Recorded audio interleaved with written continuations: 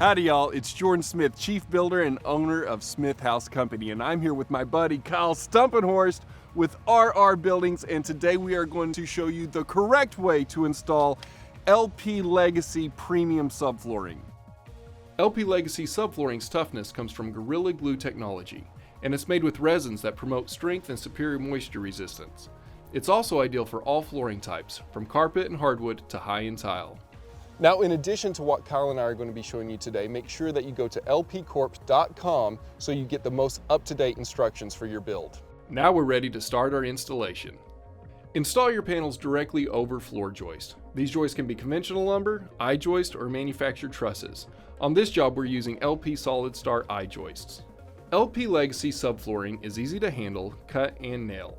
It can be installed with standard woodworking tools and fastened with conventional nailing and gluing techniques. We recommend the APA glued floor system for glue nail applications. By combining the use of glue and nails, your floors will be as stiff and tough as possible, while also reducing nail popping and floor noise. When it comes to choosing glue for your installation, use only adhesives that conform with Performance Specification AFG-01, which was developed by the APA with the glue floor system. To start, snap a chalk line across the length of the floor 4 feet from the rim band. This helps you align your panel's edges and creates a boundary for spreading the glue. Make sure any mud, dirt, or water is wiped away from the joist before you start gluing. Go slowly. Spread only enough glue to lay 1 or 2 panels at a time. Apply a continuous line of glue, about 1/4 of an inch in diameter, to framing members. Use a serpentine pattern with the glue for wider areas. Apply 2 lines of glue on joist where panel ends butt to make sure each end is properly glued. In the groove part of each panel, apply a thin continuous line of glue. Be careful not to use too much. You don't want the glue to squeeze out when the panels are connected. Be sure to install panels with the APA trademark stamp facing down. Look for the "this side down" designation.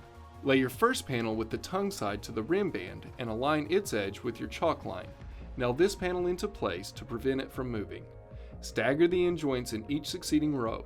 We recommend 1/8 of an inch of space between all end joints. Finally, slide the panels into place. Don't force them together.